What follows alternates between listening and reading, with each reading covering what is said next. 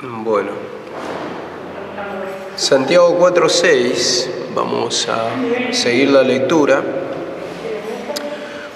Bueno, anteriormente habíamos hablado de almas adúlteras y como el Señor también nos anhela celosamente, decía, ¿no? Porque el Señor está mostrando ahí en su palabra que somos como la novia del Señor, la esposa del Señor, entonces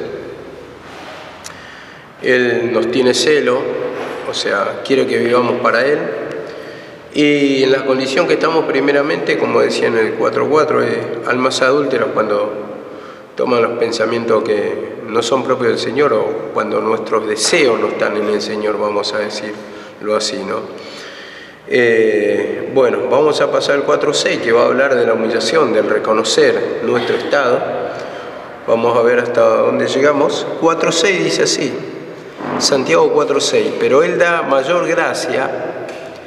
Por esto dice, Dios resiste a los soberbios y da gracia a los humildes. Vemos acá la palabra, resiste o rechaza a los soberbios, dice.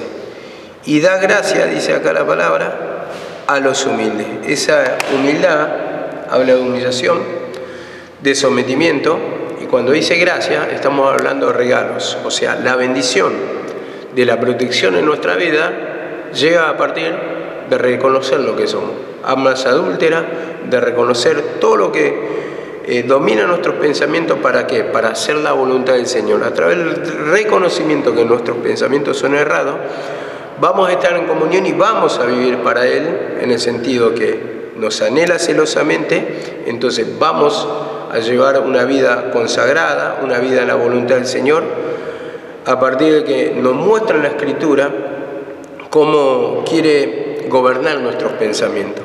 Entonces acá dice, resiste a los soberbios. El que no reconoce su estado, o sea, no puede vivir en la voluntad del Señor.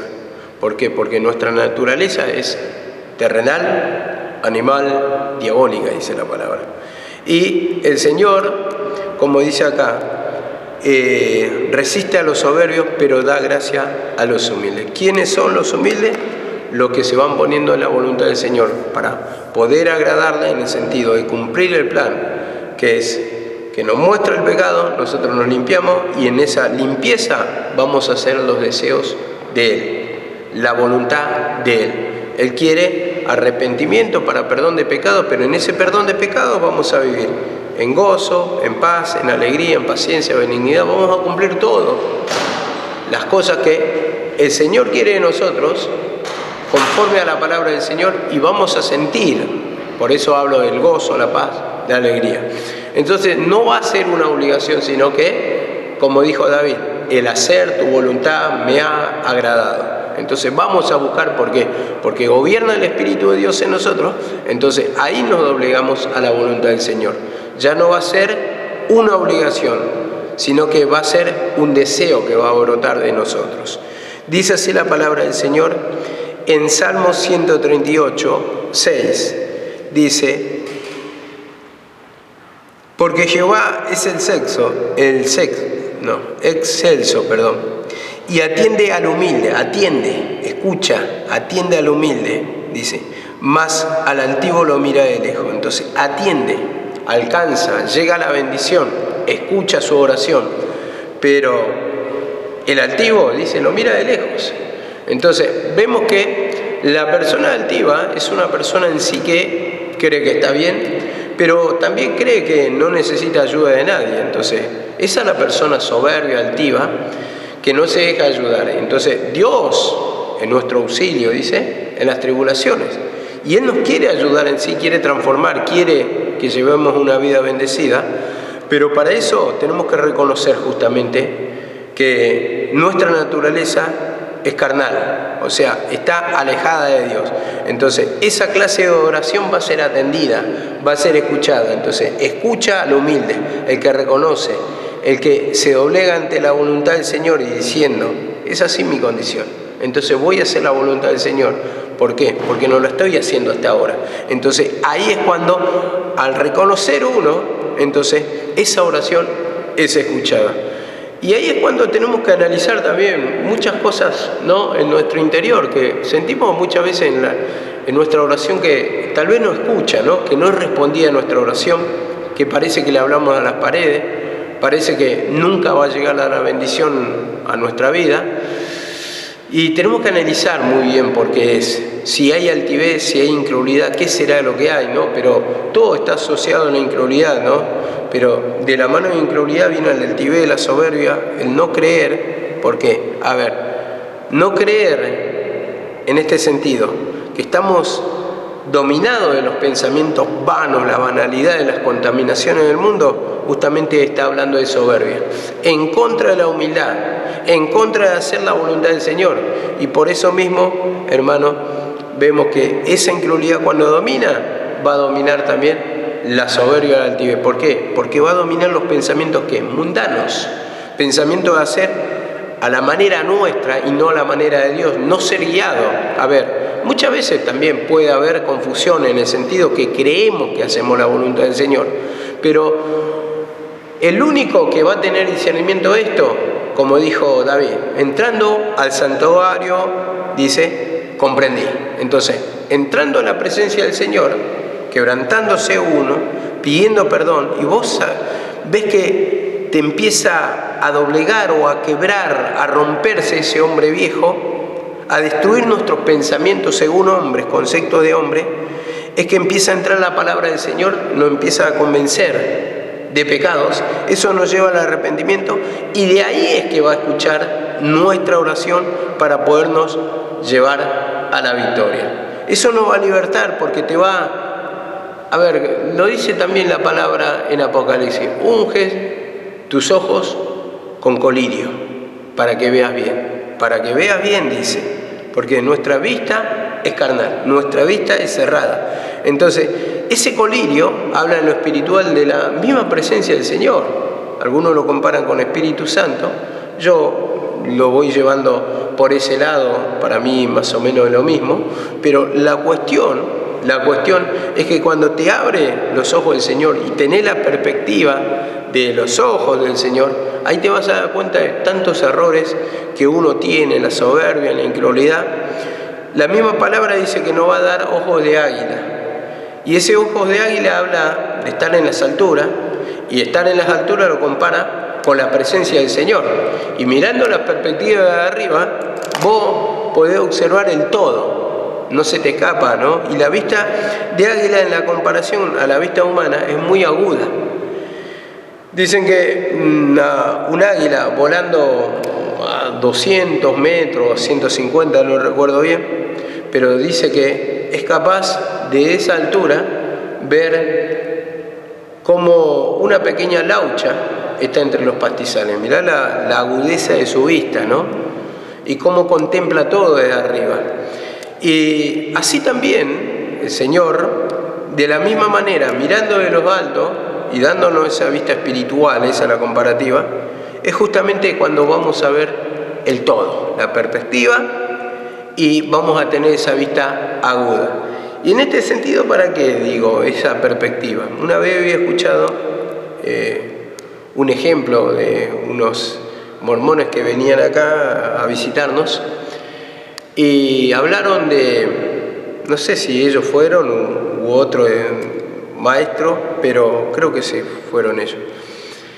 Hablan de la perspectiva, de tener perspectiva en la mirada. Y daba el ejemplo, si vos tenés un árbol adelante, te va a tapar la vista del todo el bosque, ¿no? Cuando lo tenés así. Vos podés entrar en un bosque, pero no podés tener perspectiva cuando tenés un árbol adelante. Pero cuando vos te salís del bosque, ahí vas a lograr la perspectiva y vas a poder contemplar todo. Eso decía, ¿no? Y así también, hermano, cuando el problema está delante nuestro, cuando el pecado está delante nuestro, cuando la incredulidad está delante nuestro, es como tener un bosque y no tener perspectiva. Y así cuando estamos en el problema, digo otra vez, el problema, y el problema que nos aqueja siempre se llama pecado, nos quita la visión espiritual. Entonces, de ese ejemplo, El Señor nos quiere sacar afuera del problema para contemplar el todo, para poder ver bien.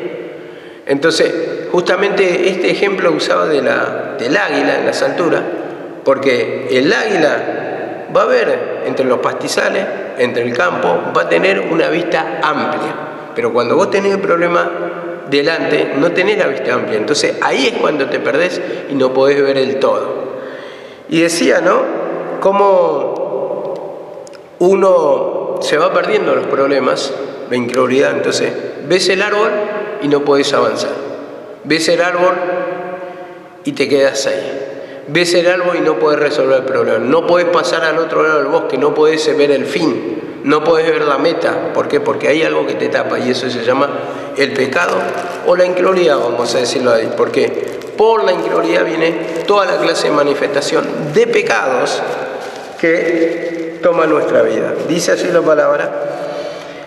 Lucas, esto lo había leído, tocamos la semana pasada, el jueves, pero vamos a tocarlo otra vez y vamos a darle el sentido. Dice acá 18:10. 2 hombres subieron a orar al templo, uno era fariseo y otro publicano. El fariseo, puesto en pie, oraba consigo mismo de esta manera: Dios, te doy gracias porque no soy como los hombres, como los otros hombres, ladrones e injustos, adúlteros, ni aun como este publicano. Ayuno 2 veces a la semana, doy diezmo de todo lo que gano. Mas el publicano, estando lejos, no quería ni alzar los ojos al cielo, sino que se golpeaba el pecho diciendo: sé propicio a mi pecador. Os digo que este descendió justificado antes que el otro, porque cualquiera que se enaltece será humillado, y el que se humilla será enaltecido. A ver, vemos acá la palabra. El ejemplo perfecto de humillación es el publicano, porque él no se dignaba alzar la vista. Y yo creo que cualquier persona, ¿no?, cuando se está hablando de un tema y vos te sentís identificado y te sentís en falta, por ejemplo, si vos actuaste mal, a ver, te mandaste una macana muy grande, robaste, vamos a decir, hiciste pasar vergüenza a tu familia, en una borrachera, vamos a llevarlo por ese ejemplo. Cuando están hablando del tema, uno, si se siente culpable, no va a levantar la vista, porque se siente culpable, se siente identificado. Entonces, justamente, el publicano, al escuchar todo esto, dice que no levantaba la vista. Y el otro se exaltaba: yo no soy. Ve todos los atributos supuestamente que no es, entonces ve lo malo del otro. Así es el religioso, ¿no? Siempre está mirando lo malo de cada persona. En lugar de decir: tengo la vista en Jesús, en su palabra, voy a mejorar yo, me voy a humillar para hacer la voluntad del Señor, siempre está mirando los movimientos ajenos, vidas ajenas, y se va comparando: yo soy mejor que este, yo soy mejor que el otro, y entonces de ahí también que comienza la murmuración. La murmuración es el observar personas, conductas. Entonces ahí es cuando se justifica: si a este no lo castiga, ¿cómo me va a castigar a mí? Si al otro no le pasa, ¿cómo me va a pasar a mí? Y entonces no está viendo la otra parte, porque él se está comparando en los pecados que no se le manifiestan, pero se le manifiestan a otro. Entonces entra la altivez, entra la soberbia. Y siempre la persona, digo, ¿no?, si se quiere humillar, se va a humillar a pesar de que, como dice, aunque no haya vacas en el corral, ¿no?, que no haya, bueno, y empiezan, que no haya nada, dice: con todo yo me alegraré en Jehová. Entonces, a partir de ahí, si nadie está siguiendo, no me importa a mí, porque si el otro le sigue, no va a ser para mi bendición, va a ser para la bendición del otro. Y si yo quiero la bendición del Señor, yo lo tengo que seguir, por mi bendición. Pero el religioso o el antiguo es tendiente a mirar a las personas y a juzgar, a murmurar, nada le conforma. Yo siempre dije, mi mamá supuestamente, ¿no?, supuestamente, porque todos tenemos defectos, era el ejemplo perfecto a seguir, porque acá tenemos todos nuestros pecados, nuestras fallas, hay un montón de cosas, ¿no? Pero Cuando observaba mi vida que tenía falencias, porque bueno, el pastor y daba para murmurar, para criticar, y tal vez era justo, de los otros siervos también, pero de mi mamá era el ejemplo perfecto, pero cuando miraban a mí, no, pero ¿cómo el pastor? Bueno, y eso servía de crítica y supuestamente de piedra de tropiezo. Pero después tenía el ejemplo de mi mamá, que mi mamá supuestamente para todo se humillaba, pero tampoco seguía. Entonces siempre va a haber excusas, porque dice la palabra, seguí el ejemplo, dice, de los que van tomando la cruz.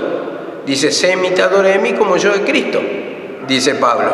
Entonces, a ver, sé imitadores de Cristo también, dice en otro versículo solo ahí. Entonces, si tenés la pauta de Cristo, o sos imitador del que va tomando la cruz, vos tenés que imitar eso. No tomar ejemplos malos para criticar simplemente y estancarte espiritualmente.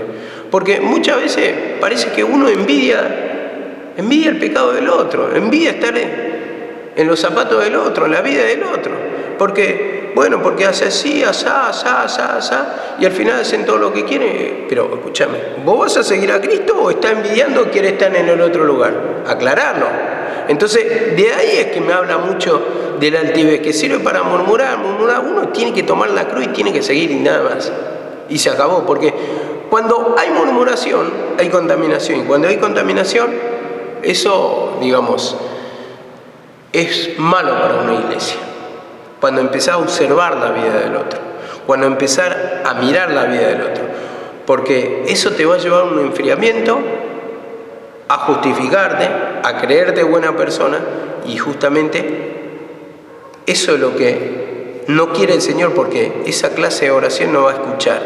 Doy gracias porque no soy como lo otro. Entonces, habla de un ensalzamiento de la propia persona y no Dios. Y Dios es el que tiene que exaltar nuestra persona, ponernos en alto, darnos su bendición. Y tenemos que entender, el hombre es imperfecto. Siempre hablamos que no hay hombre perfecto, ¿no? Que va a estar el pecado, que se va a manifestar. ¿Y por qué ponemos la mirada en el hombre? ¿Y por qué murmuramos? ¿Y por qué criticamos? Es porque está la mirada altiva. Siempre hacemos lo mismo. Siempre hacemos, porque yo también lo hago. Caemos en ese error y eso es lo que nos enfría espiritualmente, el observar. Entonces nos lleva a una justificación. Soy mejor. No sos mejor que nadie. Tenés los mismos pecados, tal vez tengas pecados diferentes, pero sos pecador igual, y en ese sentido tenemos que humillarnos, tenemos que pedir perdón. Uno tiene de una manera y otro de otra manera. Nadie, yo para mí ¿no? Todo en un área tenemos falencias. Muchas veces no existe tampoco el matrimonio perfecto, la familia perfecta.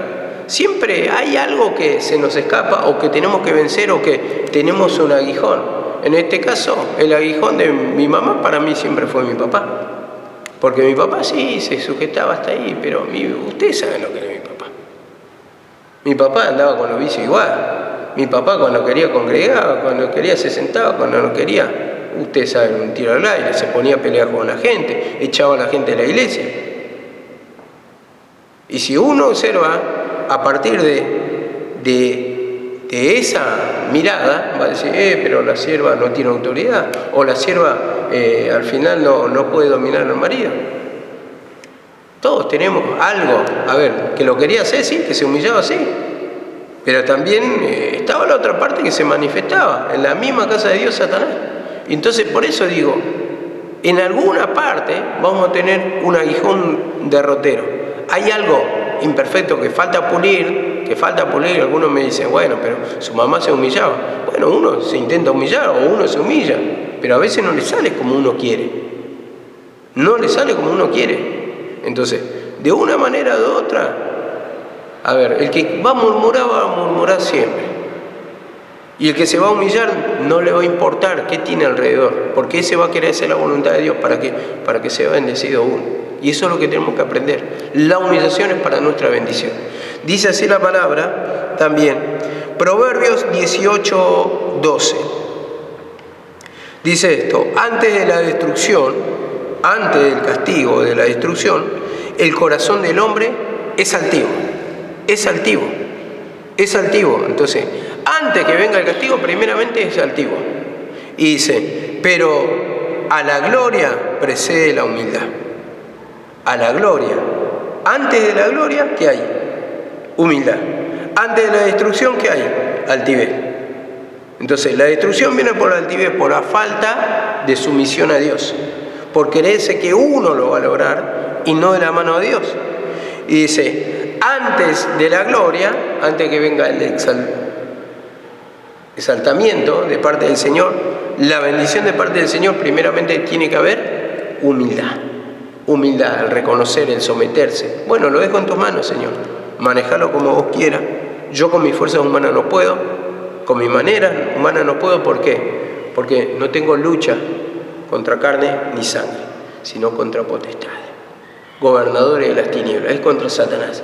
Entonces, entendemos que es una manifestación espiritual que nosotros en lo natural no podemos dominar y que necesitamos la mano del Señor.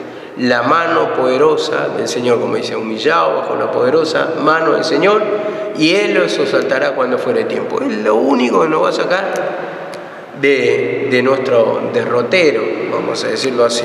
Entonces, vemos que Él da su protección, brinda su protección, da gracia a los humildes. Y dice acá en el 4:7, someteos pues a Dios, resistid al diablo y Él huirá de vosotros. Sometimiento, estamos hablando de humillación otra vez. Resistid, dice, al diablo y el diablo huirá de vosotros. Entonces ahí está hablando en un lenguaje militar, vamos a decir, un lenguaje de guerra. Resistir, la resistencia contra el diablo. Y dice, por ejemplo, en Efesios 6:11, tomando toda la armadura de Dios, todas las herramientas que nos da Dios, conocimiento de palabra, la oración, y bueno, ahí confesar todos nuestros males, nuestras maneras, para que el Señor empiece a modificar todo lo que está mal en nuestra vida. Y dice así, resistid al diablo y el diablo huirá de vosotros. Entonces tenemos una guerra espiritual. ¿Contra quién? Contra Satanás, no es contra nuestro hermano. Y muchas veces confundimos, pensamos con un hermano, el otro. Entonces empezamos a murmurar, empieza a haber choques, empieza a haber divisiones. Y eso es lo que nos destruye espiritualmente, porque, digo, ¿no? Todo reino dividido, dice la palabra, contra sí mismo se está haciendo daño, contra sí mismo prevalece, se destruye. Entonces, peleamos contra nuestro hermano. Entonces, estamos destruyendo la obra de Dios. Nosotros tenemos que pelear contra Satanás. Primeramente para que no me engañe a mí, no me tome esa altivez. Para que no me tome esa soberbia, para que no me tome justicia propia. Segundo, ¿para qué?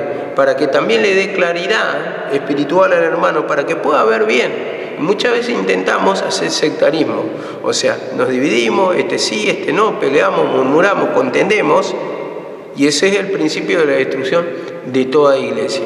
Y digo, someteos, dice, pues a Dios, resistid al diablo. Entonces, sométanse al Señor, entréguense al Señor y resistan al diablo.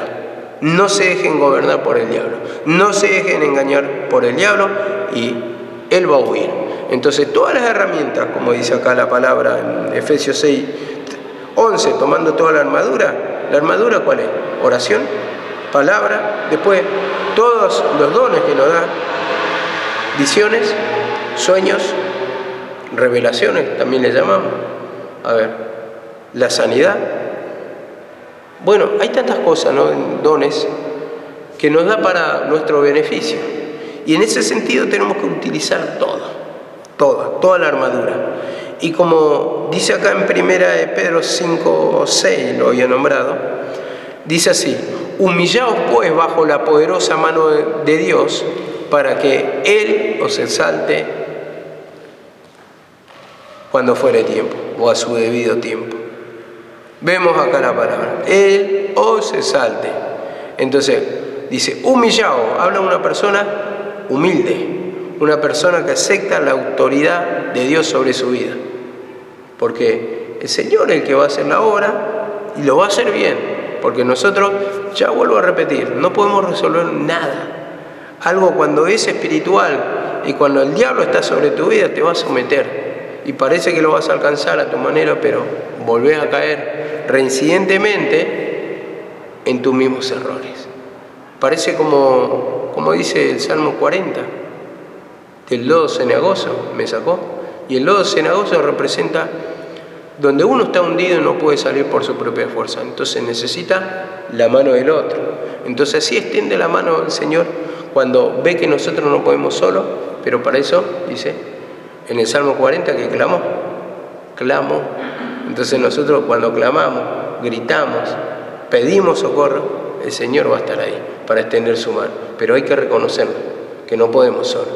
Dice así la palabra: echando toda vuestra ansiedad, o la inquietud, como lo tocaron ayer, la inquietud, dice, sobre Él, porque Él tiene cuidado de vosotros. Entonces, toda la ansiedad, toda la inquietud, todo lo que te inquieta, que te saca la tranquilidad, todo lo que te atormenta, todo lo que te aflige, dáselo al Señor. Contale al Señor en oración. Pedile para que pueda resolver ese problema, que vos sos incapaz, que no tenés la fe suficiente, que te cuesta. Entonces el Señor, a través de una oración sincera, lo va a hacer.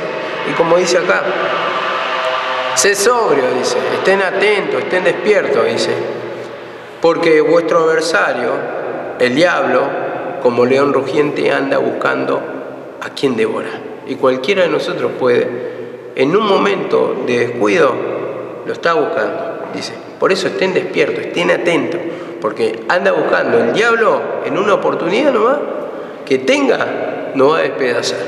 Entonces no va a destruir, no va a devorar, como dice acá la palabra. Pero dice acá en el 5:9, al cual resistid firmes en la fe.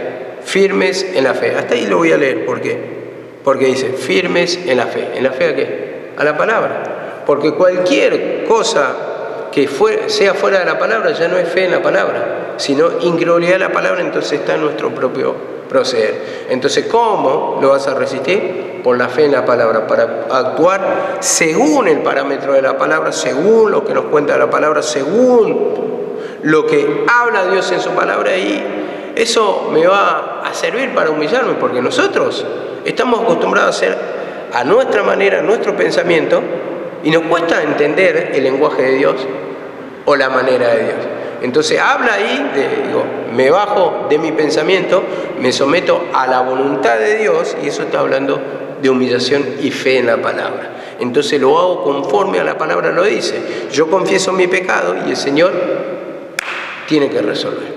Y ahí es cuando le pido perdón. Señor, ayúdame a confiar, perdóname mi incredulidad, ese hombre fuerte que está, que me vuelve loco, que quiero hacer a mi manera, que quiero resolver a mi manera, que quiero actuar a mi manera porque me enloquece. Entonces el Señor es el que va a escuchar ahí a través de que uno le va confesando, porque eso es lo que quiere el Señor, la humildad, el reconocimiento, y que nos sometamos a la voluntad del Señor. ¿Para qué? Para bendecirnos, para bendecirnos. Y dice en 2 de Crónicas 3:38, dice así la palabra: entonces Jehová dijo a Moisés: anda, desciende, porque tu pueblo que sacaste de la tierra de Egipto se ha corrompido. Pronto se han apartado del camino que yo les mandé. Se han hecho un becerro de fundición y lo han adorado y le han ofrecido sacrificios. Y han dicho: Israel, estos son tus dioses que te sacaron de la tierra de Egipto.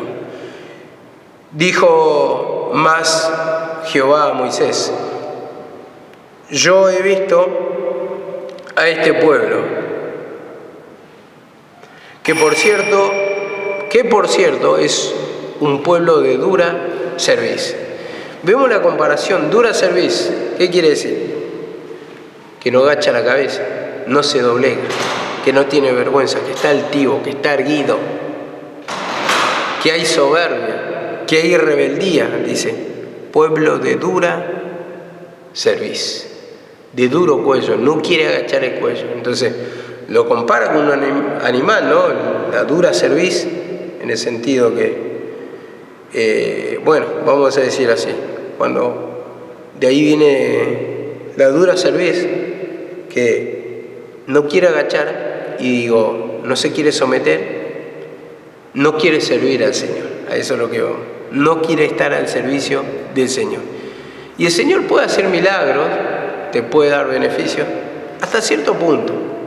Pero después exige nuestra limpieza, porque el Señor, cuando da lo primero que es regalo, adelanto, primicias, cuando te va bendiciendo, pero vos todavía no conocés la palabra y va haciendo milagros, eso te lo hace para que puedas entender que el poder de Dios existe y que está para beneficiarnos a nosotros. Pero después ya quiere tu sometimiento, tu confesión de pecado y sometimiento a hacer la voluntad del Señor, que es en contra de nuestra naturaleza carnal, de nuestros pensamientos que van en contra de Dios. Entonces dice acá, pueblo de dura cerviz. En un momento, hermano, en un momento se corrompió. Y así también en un momento nos corrompemos. A pesar de que el Señor nos saca de Egipto, a pesar de que el Señor hace milagros, en un momento tendemos o tenemos esa tendencia a ¿qué? A corrompernos, como dice acá la palabra, pueblo de dura cerviz. Y dice en Deuteronomio 32:4. Deuteronomio 32:4 nos dice esto, con respecto al pueblo de Dios, dice: Él es la roca cuya obra es perfecta, porque todos sus caminos son rectitud. Él es la roca cuya obra es perfecta, porque todos sus caminos son rectitud, dice. Y dice el 5, la corrupción no es suya de sus hijos de la mancha, no es suya. ¿Dónde está el error? En nosotros. Él es rectitud, sus caminos son buenos cuando habla de rectitud. Dice, cuya obra es perfecta, Él lo hace todo perfecto. Y como dice acá, es la roca, es nuestro cimiento, donde nos amparamos, donde edificamos nuestra casa espiritual. Y como dice, la corrupción no es del Señor, el error no es del Señor, nosotros somos los que estamos errados. Por eso caemos reincidentemente, porque si nos moveríamos conforme a la voluntad del Señor, confiaríamos en la palabra, aplicaríamos la palabra y la palabra nos llevaría a bendición, como lo declara en la palabra del Señor. Pero siempre nuestras maneras fueron las que, o nuestras decisiones fueron las que nos llevaron al sufrimiento, al tormento, al error. Y dice así la palabra: generación torcida y perversa. Y dice, así pagáis a Jehová, pueblo loco e ignorante. Entonces, cuando nos apartamos, estamos de la misma manera, pueblo loco e ignorante. Así pagamos, con la traición, con el abandono, con la falta de servicio. No queremos escuchar la palabra, no queremos orar, queremos vivir una vida ajena a la voluntad del Señor. Y dice así la palabra: le halló en el 32:10, en desierto, dice, en tierra de desierto y en yermo de horrible soledad. Yermo también quiere decir lo mismo, desierto. Así nos halló a nosotros en una vida de sufrimiento, sin protección, porque el desierto representa la nada misma. ¿Qué vas a poder encontrar en el desierto? Nada. Entonces no hay apoyo, entonces en sufrimiento, en tormento, bajo, bueno, en ese sentido, bajo el abrasador calor del sol, en ese tiempo lo natural, bueno, pero así también estamos atormentados. Como Jonás dice, cuando le salió, o Dios tocó la calabacera, dice que estaba atormentado. El sol le hería prácticamente la cabeza. A ver, y así estamos, hermanos, muchas veces atormentados por el mismo Satanás, nuestro mismo pensamiento, nuestro mismo estilo de vida, nuestra forma de vivir. Entonces, el Señor se acerca y, como dice, le halló en desierto de horrible soledad. Y bueno, después cuenta, le guardó como a niño en sus hojas, lo trajo alrededor suyo. Y bueno, ahí cuenta un montón de bendiciones que el Señor hizo con su pueblo. Y así con nosotros. El primer tiempo creo que todos sentimos la presencia del Señor grandemente, la protección, pero no nos va pidiendo esa cuenta del pecado. Después viene la etapa de corrección. Y ahí es cuando lo tenemos que comparar con una criatura. Vos viste cuando la criatura de pecho es un bebé de pecho, la madre no le pega, no lo disciplina. Simplemente lo que hace la criatura está mamando todo el día, toma leche y se alimenta y va creciendo. Todos le festejan, están todos contentos con la criatura, pero ya tiene mañas, tiene hábito, pero va a llegar su tiempo en que se le van a manifestar y le van a ir corrigiendo. Ya cuando crece, cuando se desteta, lo van a ir educando, esto sí, esto no, y le van enseñando. Y así el Señor, un tiempo, es todo como nene de pecho. No hay disciplina, es toda una vida llena de bendiciones. Todos te festejan, pero después viene la etapa que te va podando, que te va pidiendo, y eso es lo que hace saltar la parte más fea de nosotros, la parte caprichosa, la parte enojona, la parte criticona, la parte de desacuerdo, la parte de enojos, que se levanta en nosotros, la parte de abandono. ¿Por qué? Porque cuando nos enojamos queremos largar todo. Pero dice acá la palabra, 32:13, lo hizo subir sobre las alturas de la tierra y comió frutos del campo, todas las bendiciones. Bueno, va contando, pero en el 15 dice, engordó Jesurún y tiró cosas, pero engordó Jesurún. Entonces, después de las bendiciones, vemos, engordó, le agarró la altivez, se mezcló con el pecado, se manifestó el pecado y tiró cosas, porque cuando habla, acá dice, engordaste y te cubriste de grasa, está hablando de la manifestación del pecado. La grasa acá representa el pecado, el pecado. Eso es lo que nos toma, dice, engordó Jesurún. Empieza a tomar la grasa, cubrirse uno de grasa, y tiró cosas, y cosas que grito de rebelión o de rebeldía, rebelarse contra el Señor, decir no, pero a los gritos, la rebeldía, que vos no querés estar con tu Señor, no querés hacer la voluntad del Señor, y hay cosas que te dice de una manera el Señor para que te humille, y vos decís no, entonces grita uno, no lo voy a hacer. Entonces, esa es la rebeldía, dice. Entonces, dice, abandonó al Dios que lo hizo y menospreció la roca de salvación. Le despertaron con celo, dice, a celos con los dioses ajenos. Esa es la etapa, después viene, ¿no? Engordó Jesurún, se rebeló y abandonó a Dios. Y fue tras dioses ajenos, como dice. Le despertaron a celo con dioses ajenos. Entonces se volcó a la idolatría.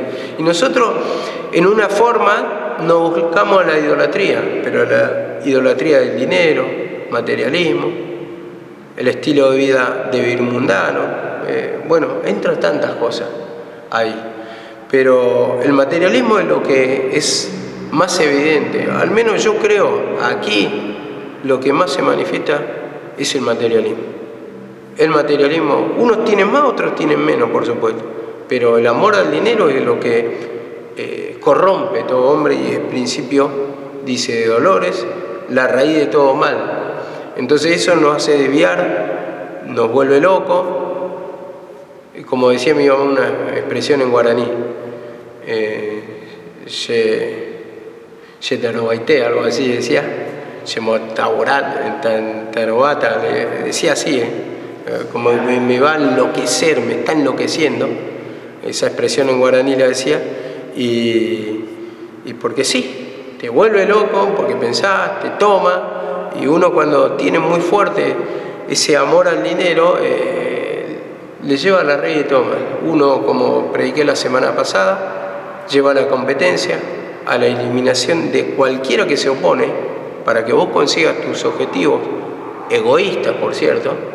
Entonces lo vas a hacer, y hay personas así, tenemos que entender que todos tenemos la codicia, pero hay unas personas más codiciosas que otras, que le van a pisar la cabeza a cualquiera, y ahí ya no existen parientes, hermanos, hermanas, padre, madre. O sea, si miramos los malos ejemplos de la vida en los noticieros, como los hijos le sacan la casa a los padres ancianos, le hacen firmar, los meten en un geriátrico, en un loquero, vamos a encontrar muchos casos. Vamos a encontrar muchos casos. Y esto no suena, o sea, no lo estoy diciendo en un sentido de queja, ¿no? Creo que esto existe, y si dicen la palabra tenemos que esperar que sea así, porque si no, sería fácil, esto sí, esto no, y entonces no lo vas a esperar. ¿Qué dice la palabra? Que el diablo está acechando. Y la palabra dice, no deis lugar al diablo. Entonces, si vos tenés, dice, esos lugares bajos, como dice Nehemías, ¿no? Por ahí va a entrar. Y si yo digo, en esta, no, así no, porque no creo yo, pero la palabra te dice sí. Engañoso y perverso el corazón del hombre. La naturaleza, satánica, no va a respetar a nadie. Sí. Mismo Caín mató a su hermano Abel, siendo su hermano. A ver, ¿qué esperamos? O sea, a veces parecemos necios e ignorantes cuando hablamos de la palabra. No, pero tu hermano, tu hermana no te va a hacer así, tu mamá no te va a hacer así, tu tía no te va a hacer así, es tu papá y así. A ver, lo dice la palabra. ¿O acaso, por ejemplo, cuando usted ve en los noticieros, abusó de su hija el padre?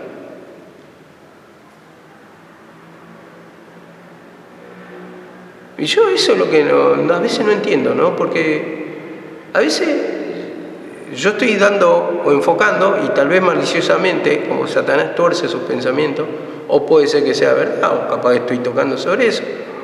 Dice, no, pero no podés tocar esto, no podés. Llegan a mis oídos cosas que o no dije, o lo dijo, o está en la palabra mismo. A ver, como si fuera que no puede ser. Entonces que estamos ignorando la palabra. O sea, hay palabras que se pueden tocar y hay palabras que no. Están prohibidas tocar. Cuando toda la palabra es útil para redarguir, corregir e instruir, dice la palabra del Señor. Y ahora no podemos tocar el pecado, si de violación, de abuso. No podemos tocar el pecado de asesinar a tu hermano, asesinar a tu hermana, a tu padre, a tu madre. No se puede tocar nada. O sea, ¿quién va a gobernar? ¿El pastor? En el sentido que lo pone como ministro, ¿o va a gobernar el pueblo? Porque al pueblo, si no le gusta la palabra, entonces ¿qué está diciendo? Decirnos palabras halagüeñas, que nos halaguen o que nos halagan. Entonces ahí está lo torcido, ¿no? Decimos, pero bueno, o según quién. Se lo dice tal instrumento como me agrada, bueno, se lo tomo. Y si no me agrada el instrumento, bueno, no, está hablando fuera de la palabra, entonces el instrumento se tiene que humillar. No, el instrumento no se puede humillar. A ver, en el sentido, si le da palabra al Señor, no se tiene que someter al pueblo. Eso es malo, dice la palabra. En Corintios lo vamos a enseñar cuando ya lleguemos en ese tiempo, en ese libro, cuando dice que es malo que el pastor se sujete a su pueblo, o sea, que usa velo, como dice. Entonces muchas veces queremos someter al pastor. No, esto no me gusta, entonces, a ver, nos acomodamos al discurso, nos gusta este discurso, lo tomamos. No nos gusta, no, y no es así. Porque si pone condición el pueblo de lo que quiere escuchar, ya estamos errando. Y si yo como pastor quiero agradar al pueblo, ya estoy errando también. Como ministro de Dios, si estoy agradando al pueblo, en el sentido carnal estamos diciendo, de satisfacer su carnalidad, de apañarle en todo, festejarle en todo, no es así, porque esa persona te va a abandonar el primer día que le corrijas. Pero no también, no por eso nomás que va a abandonar, es que no va a encontrar el resultado con el pecado, y también va a abandonar, desde ese punto de vista. Entonces eso es lo que tiene que entender el pueblo, que se tiene que humillar igual, se tiene que humillar, tiene que pedir perdón, porque si no vamos a ahorrar toda la palabra y vamos a tomar solamente lo que nos agrada. Y vemos que en la misma palabra, como dice, disciplina es corrección. Entonces, hay cosas que, como dice, es verdad que la disciplina al presente no parece ser causa de gozo, sino de tristeza, de tristeza, de tristeza. Entonces vemos acá, porque ya hay veces que se escuchan los comentarios y uno se desanima también en su naturaleza humana, vamos a decirlo así. Porque no, que dijiste esto y no, porque parece que te estás quejando. No me estoy quejando, estoy tocando la palabra del Señor. Estoy tocando la palabra del Señor y eso que yo no di nombre, si llegara a dar el nombre, entonces esto sería un escándalo. La iglesia directamente se prendería fuego. Imagínense que mi mamá daba nombres. Mi mamá cuando venía si vos tenías espíritu, de pomballera o directamente te decía prostituta, le decían a la mujer. Y nadie se escandalizaba. Y yo no sé por qué, hoy por hoy, cuando estás corrigiendo por la palabra, con pecado mucho más leve, se revela. Sí, sé que es el enemigo, que el enemigo quiere aplacar, quiere callar también mi voz, pero en ese sentido, como dijo Pablo, no me dejaré dominar de ninguna. Uno tiene que batallar, uno tiene que predicar la palabra, uno tiene que predicar lo que está escrito. Cada uno le va llevando distintos sentidos. Yo no soy mucho de nombrar y no me gusta nombrar a las personas en sí. Y creo que entiende cada uno su pecado. Y se va llevando a la corrección. Se va apuntando a la corrección. ¿Pero para qué? Para que uno se vaya limpiando. Para que uno vaya confesando y tenga la bendición. Simplemente eso. No es para uno acusar, sino para que uno pueda llevar el beneficio en sí. Porque si yo voy a ser malicioso, le voy a empezar a nombrar a cada uno. Y no es bueno tampoco, a partir de mi carnalidad, querer exponer a la persona, aunque estoy exponiendo el pecado, pero exponer a la persona maliciosamente, digo, de mi parte, para avergonzarla o decirle, o hacerle sentir mal, voy a decir. Y trata de no hacerlo. Pero yo cuando estoy hablando de un sueño, de la contaminación, que uno se duerme y el otro se duerme, yo no doy nombre, aunque lo estoy viendo evidente que muchos cabecean, muchos duermen. Y no es porque, como decimos, está cansado de todo el trajín del día, porque lo he observado también que a la mañana también, en los cultos, y están cabeceando también. Entonces, si recién comenzado el día están cabeceando los cultos, digo, esa es opresión, carga de pecado. Y ahí es lo que tiene que trabajar. No estoy apuntando directamente a la persona, o sea, en el sentido nombrándola, pero ya lo estoy evidenciando. Entonces, a veces me pongo a pensar, digo, si otro lo expone, le hace pasar vergüenza, esa persona ama, pero si yo trato de suavizarla o maquillarla o decirle para que no se sienta mal, no me recibe. Eso me pongo a pensar, ¿no? Pero bueno, sé que es Satanás. Satanás siempre va a querer destruir nuestro ministerio, nuestra vida, pero hay que humillarse, otra cosa no queda más que agachar la cabeza y hacer la voluntad del Señor. Bueno, había tocado también el ejemplo sobre la humillación. Bueno, tengo poco tiempo. A ver, no sé si estoy llegando. Perdón, porque no me quiero prolongar mucho. Estamos hablando bastante de la humillación. Bueno, lo vamos a dejar aquí porque ya se me acaba el tiempo y vamos a continuar mañana. Amén. Que el Señor les bendiga.